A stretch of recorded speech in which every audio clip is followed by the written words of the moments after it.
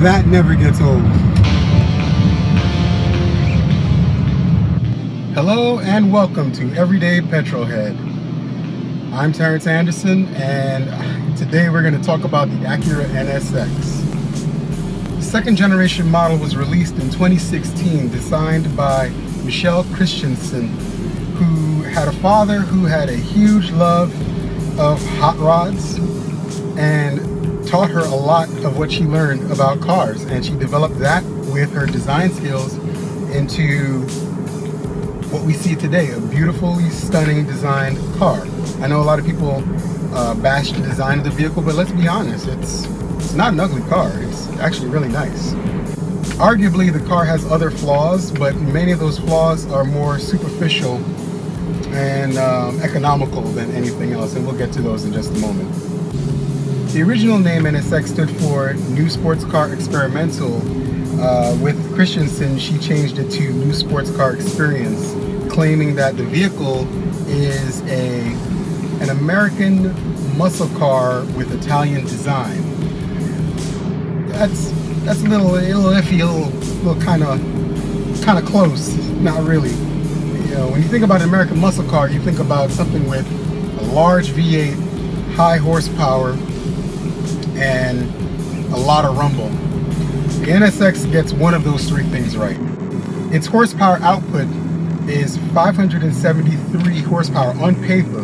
Mind you, this is due to a twin turbocharged V6 engine that is a rock solid, reliable engine that came out of many of the other cars in the line. The Honda Odyssey has it, the Acura TL has it, the Honda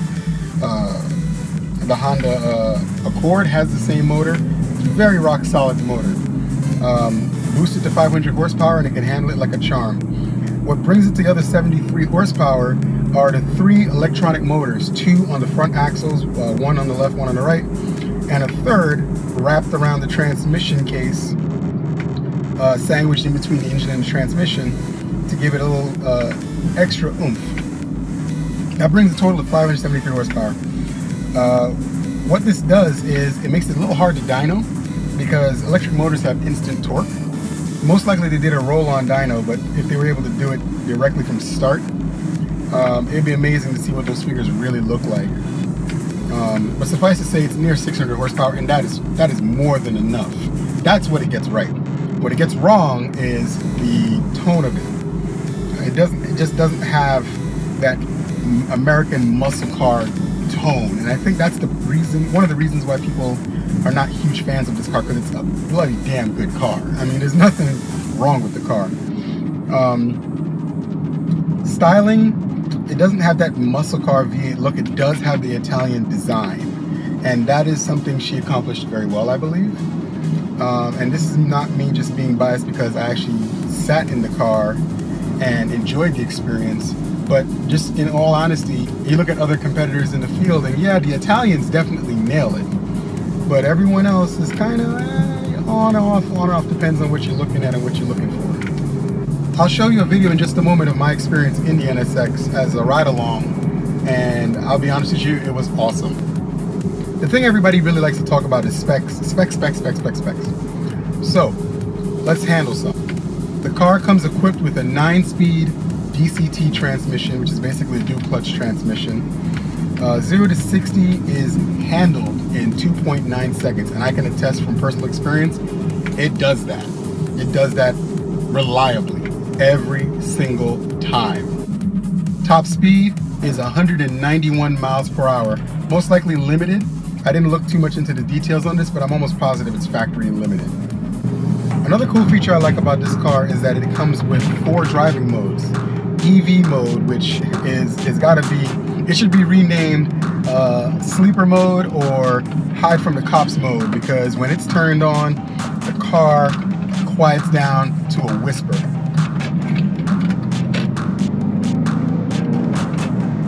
What happens is the car decides to run pretty much in all electric unless it needs the extra oomph over a certain amount of RPMs, and then in which case it will determine how much power it actually needs from the gas engine, and it'll ramp up as needed. The next mode is Sport. In Sport mode, it rides a little bit firmer, a little more sporty. You know, it takes the cues from the gas engine first and the electric motor secondary, and it works really nice. It's probably the mode you'll probably never have this car in. Sport Plus is a whole different animal. Stiffer dampeners, suspension feels nice and tight, it hugs the corners, it does calculations several thousand times a second, and it's amazing.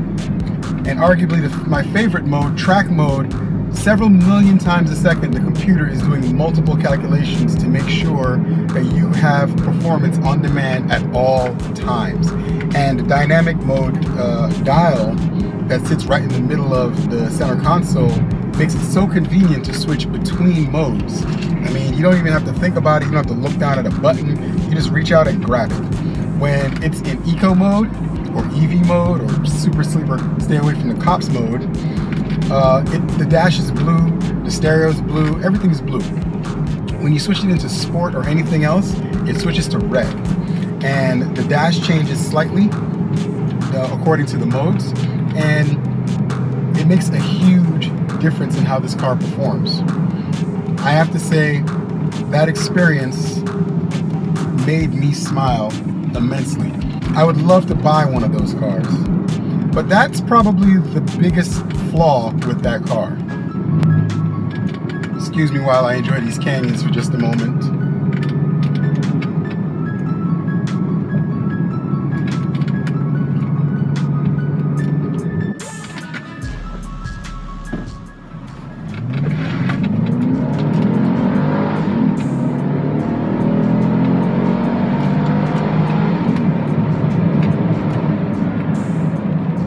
Really never gets old. So the biggest flaw with the Acura is its price. It claims to be a supercar, which arguably it is a supercar. It should be considered one. I think the real reason why it's not considered one is because it's missing 2 cylinders. Most supercars, you know, pretty much have a V8 or a V10 or a V12. You know, here's the thing. I think what makes it a supercar is how much power it puts down and how well it does it. And honestly, the Acura does it just as good as anything else on the market, in the price range, and with the power band that it has. It reaches speeds that are not sane on the road very easily, and it checks the smile factor, you know, for enjoyment. Just driving it is a dream. I mean, I talk to my friends who have one and they love them, and I can't wait to one day own one. But I think the problem with it is, just like the GTR, the hardest thing for people to justify buying a GTR is it's a Nissan and it costs how many hundred thousands of dollars? I can't justify that. $100,000+ Nissan is hard. $150,000 Acura is hard. And I think it's because the brand has been known to be a reliable, upscale Honda for so long that it's very hard for people to justify it as a, you know, supercar. I mean, if you look at the original NSX, the original NSX was fairly pricey for its time, but still reachable by most people, loved by everyone, and quite frankly, extremely reliable because it had a Honda V6 inside of it with VTEC, yo. And, you know, you can't really argue with that. Transmission was fairly reliable on it. There's still so many of them still on the road with a lot of the original factory parts. So when you go back to dealing with the new one, saying that it starts at $156,000 and tops out at $205,000, brand new, fully loaded, it's a hard sell to your average consumer to believe that that is something that I should aspire to purchase when I can buy a used Ferrari in that range. Mind you, used, not new. Or a low-powered used Lamborghini, again, same principle. Aston Martin, same principle. So, are you getting good value for your money? I would say so, but it is a hard price to consider since it is an Acura, and I think that's its underlying problem. If it had been any other brand, you know, other than Nissan, Toyota, or Acura.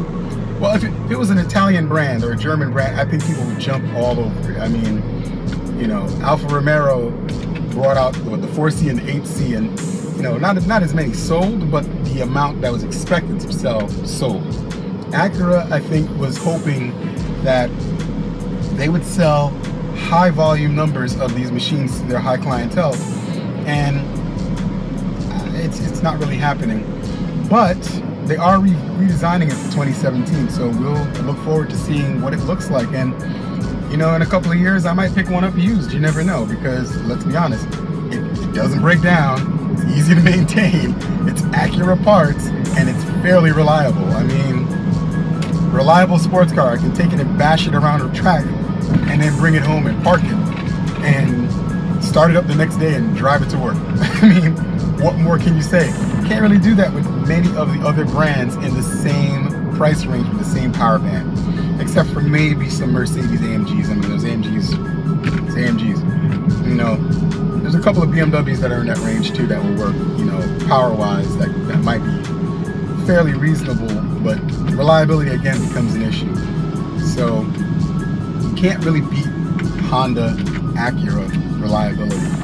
Check out the video and let me know what you think about the ride-along. Here's me with my friend from Acura driving on a undisclosed road and experiencing how this thing feels. I mean, wow. I'll let the video speak for itself. Alright, so we got a little bit of EV mode, right? Right. Now I'll put it in Sport Plus. So everything wakes up.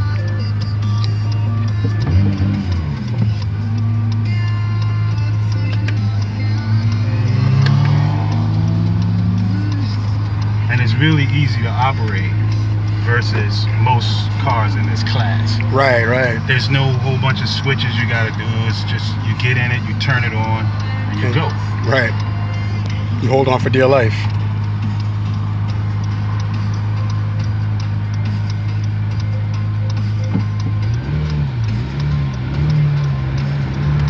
Oh wow. Holy.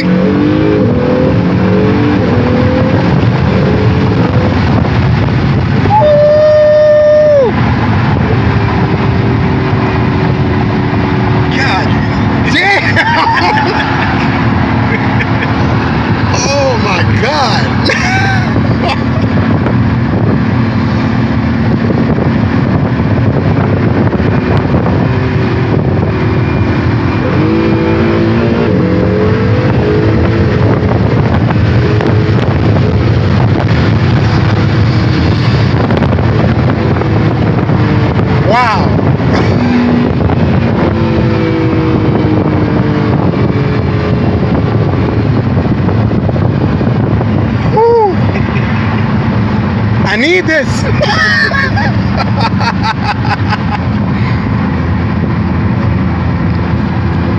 She's never gonna say yes.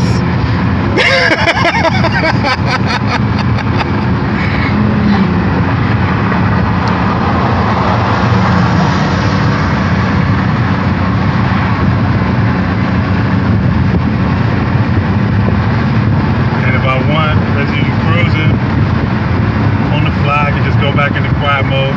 Oh wow. Suspension softens up. Okay. And then we just really cruising. Right. So is this back in EV mode or? It's in quiet mode, so it'll decide whether it wants to just go on all electric or gas. Wow. And there's no craziness, just easy switch. That's it.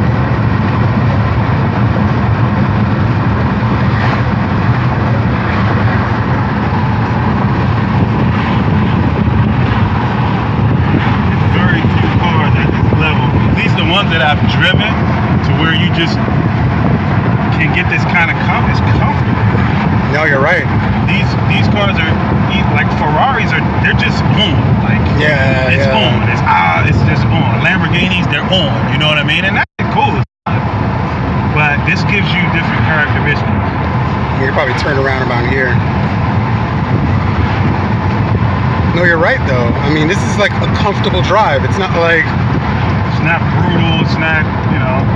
It doesn't feel like you're killing yourself the whole time. Like, oh, you got to be 100% focused all the time. It doesn't feel that way at all. You can relax and then actually enjoy driving. You know what I'm saying? Right. That is amazing. I don't know, man. I don't know. Yeah, so you know, it's just driving. Now it's in all electric. It's just driving. You don't hear the noise. You know, if you're in here with your girl, you can talk. You don't have to scream at each other because you got a V8 just wailing. Right, that's true. That's true.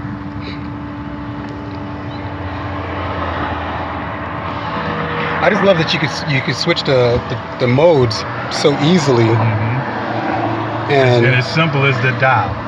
Right now I'm in quiet. I go to sport. Sport plus engine kicks in. Everything turns red. And it immediately wants to go.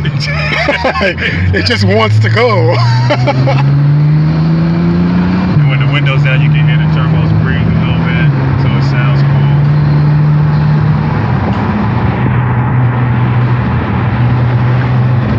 You don't have to do the shifting if you want to do the shifting.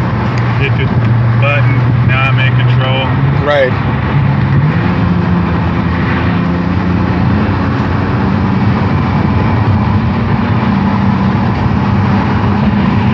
Everything is really precise. Like, there's no direct connection from the brake pedal to the master cylinder.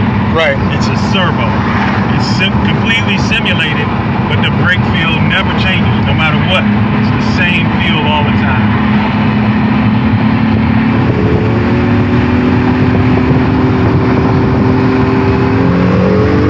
Oh my God.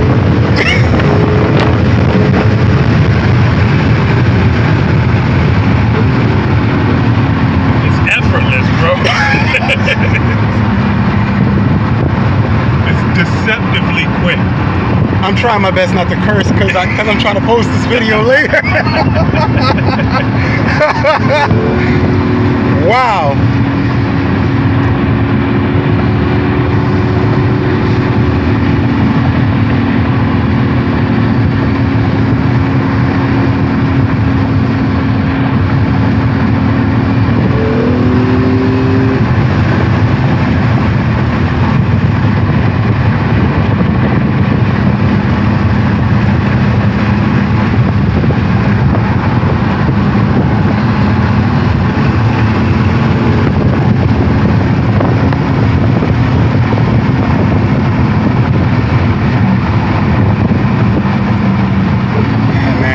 I think I'm gonna stick German and Japanese, man. German and Japanese. Best of both worlds.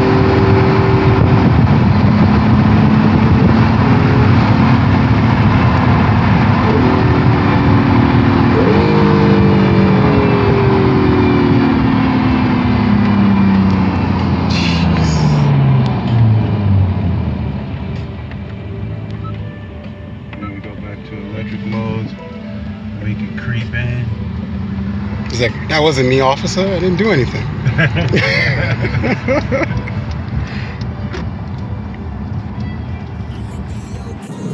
Like, share, and subscribe to the videos, and leave a comment below so I know what you guys want to discuss next time with your everyday petrol head.